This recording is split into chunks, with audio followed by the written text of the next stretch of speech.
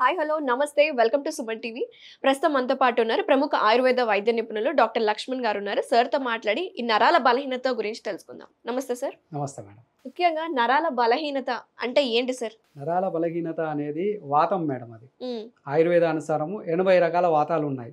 Okay so 80 రకాల వాత వ్యాధులలో ఇది నరాల బలహీనత అనేది ఇంక్లూడ్ చేయబడింది. అది ఓకే అంటే శరీరంలో వాత దోషం అనేది ఎక్కువగా పెరగడం వల్ల న్యూరలాజికల్గా కంప్లీట్ అంటే దాంట్లో వీక్నెస్ అనేది వచ్చి సెంట్రల్ నర్వస్ సిస్టమ్ కానీ పెరిఫెరల్ నర్వస్ సిస్టమ్ కానీ అక్కడ డ్యామేజెస్ రావడం వల్ల ఈ న్యూరలాజికల్ చేంజెస్ అనేది వస్తూ ఉంటాయి మేడం. ఓకే సో దాన్ని నరాల బలహీనత అని సో ఈ చెప్పేసి అంటారు. న్యూరలాజికల్ ప్రాబ్లమ్స్ అంటే చాలా ఉన్నాయి కదా సార్. Yes, ఎందుకంటే yes. మన బాడీ వ్యవస్థ అంతా నరాలతోనే ఒక చెట్టు బ్రాంచెస్ లాగా డివైడ్ అయి ఉంటుంది. అవును. సో దీంట్లో నరాల బలహీనత కామన్ గా జనాలకు వచ్చే కామన్ ఏముంటాయి సార్? కామన్గా అంటే ఇప్పుడు ఎక్కువ మటుకు పక్షవాతం ఒకటి.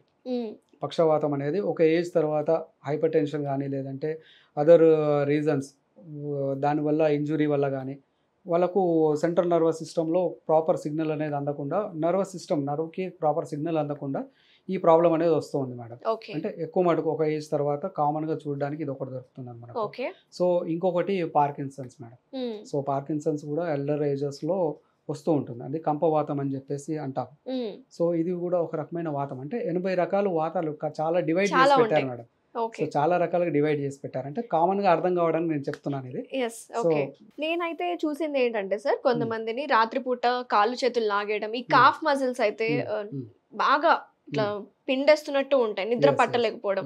సో ఈ తిమ్మిర్లు, చేతులు కాళ్ళు తిమ్మిర్లు, ఈ లక్షణాలు అయితే ఇవి నరాల బలహీన కిందకే వస్తాయి కదా.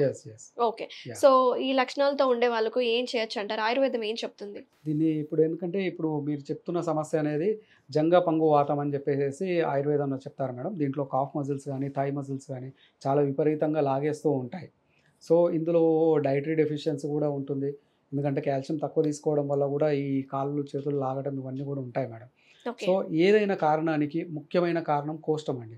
ఉమ్, కోష్టంలో ఎప్పుడైతే మనం తిన్న ఆహారం అనేది సరిగ్గా జీర్ణం అయ్యేసేసి బాడీకి సప్లిమెంట్ కనుక అవుతే అక్కడ మనకు ఎలాంటి సమస్యలు రాకుండా వ్యాధులు అనేది అంటే సమస్థితిగా ఉంటాయి. దోషాలు కానీ ధాతువులు కానీ సమస్థితిగా ఉండేసేసి ఎలాంటి వ్యాధులు అనేది రాదు.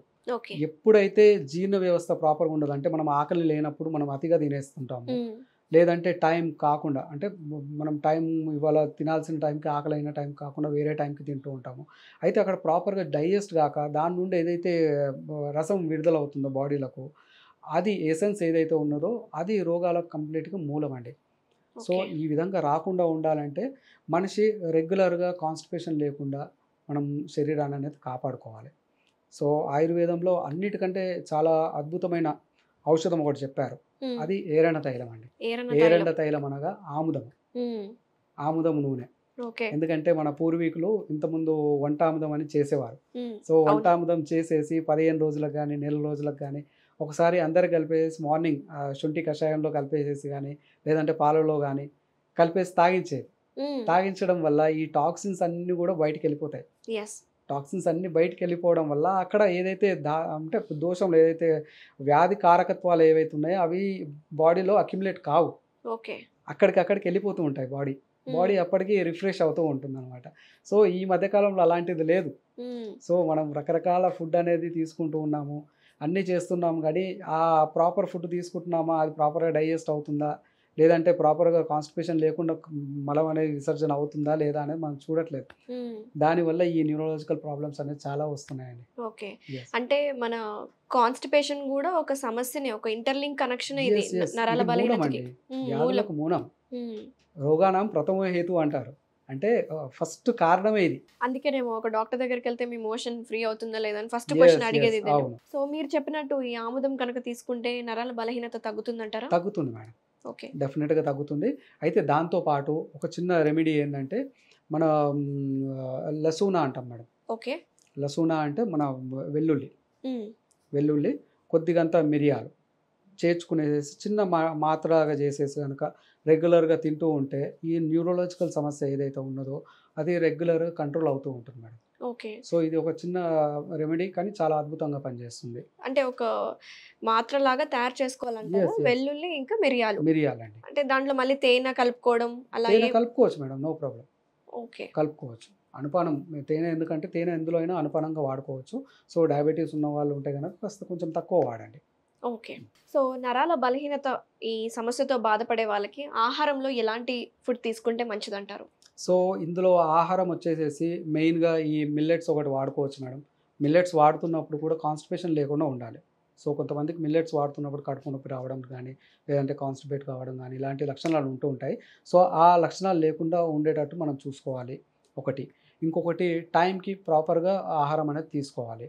సో ఆ తీసుకునే ఆహారం కూడా హెవీ ఫుడ్ కాకుండా ఈజీగా డైజెస్ట్ అయ్యే ఫుడ్ అనేది మనం వాడుతూ ఉండడం వల్ల ఎలాంటి సమస్య అనేది రాకుండా ఉంటుందండి. సో ఇంకొక ఔషధం అనేది నేను చాలా మంచి ఔషధం చెప్తానండి. కొంచెం ఇంగ్రీడియంట్స్ మీరు కనుక మార్కెట్ నుండి తీసుకున్నట్లయితే చాలా చాలా అద్భుతంగా ఉంటుంది. ఓకే. అయితే ఇందులో వచ్చేసేసి మన అశ్వగంధ, తిలామాష, గోక్షుర, శతావరి అని చెప్పేసి చెప్తామండి. ఓకే. అంటే అశ్వగంధ ఒకటి, ప్లస్ పల్లేరుకాయలను గోక్షుర అంటారు. తిల అనగా నువ్వులు, మాష అనగా మినుములండి. మినుములు పొట్టుతో పాటు తీసుకొని దాన్ని నానబెట్టేసేసి పైన పొట్టు తీసేసి డ్రై చేసుకోవాలండి. ఓకే. అశ్వగంధ, తిలామాష, గోక్షుర, శతావరి అనేది పిల్లి పీచు గడ్డలు అంటుంటారు. సో అది శతావరి ఎక్కడైనా మార్కెట్లో చాలా ఈజీగా దొరికిపోతాయి. ఈ 5 వస్తువులు ఈక్వల్ క్వాంటిటీగా తీసుకోవాలండి. ఈక్వల్ క్వాంటిటీగా తీసుకునేసి పౌడర్ చేసి ఆ పౌడర్లో కొద్దిగంత తేనె, నెయ్యి మిక్స్ చేసేసి ఒక లేహ్యం మాదిరి అవుతుంది. డైలీ ఒక ఉసిరికాయ అంత, అంటే half teaspoon to 1 teaspoon కనుక వాడినట్లయితే యువ అంటే మన యంగ్స్టర్స్ నుంచి తీసుకునేసేసి ఓల్డ్ ఏజ్ వరకు అందరికి కూడా ఇది చాలా ఎంత మంచి ఎనర్జీ ఇస్తుంది. ప్లస్ దాంతోపాటు న్యూరలాజికల్ సమస్యలు ఏ విధంగా రాకుండా చాలా అంటే మనకు వ్యాధి రాకముందే ఒక ప్రివెన్షన్గా మనం వాడుకోవడానికి చాలా బాగా పనిచేస్తుంది ఇది. ప్లస్ దాంతోపాటు చాలా అంటే వాళ్ళకు అన్ని విధాలుగా ఇది చాలా సహకరిస్తుంది మేడం. ఓకే. సో ఈ లేహ్యం లాగా చేసుకొని తీసుకోమన్నారు కదా, ఏ టైంలో తీసుకోవాలి? తినకముందే, ఈవినింగ్ తినకముందే వాడుకోవాలి. ఓకే. 2 పూట్ల, మార్నింగ్, ఈవినింగ్. ఓకే. సో జీవన విధానం, సో లైఫ్ స్టైల్ ని ఎలా మార్చుకోవాలి? లైఫ్ స్టైల్ అనేది ఏంటంటే కాస్త మనకు ప్రాపర్ వ్యాయామం అనేది ఉండాలి మేడం. సో ఎర్లీ మార్నింగ్ లేవడం ఒకటి. సో మధ్యాహ్నం పడుకోకుండా ఉండాలి. సో దాంతోపాటు టైంకి భోజనం అనేది మనం చేయాలి. ప్రాపర్ టైంకి నిద్రపోవాలి. సో ఎక్కువ స్ట్రెస్, ఆలోచన, వరీస్ ఇట్లాంటివి అనేది మనం పెట్టుకోకుండా లైఫ్ అనేది ప్రశాంతంగా లీడ్ చేయాలి.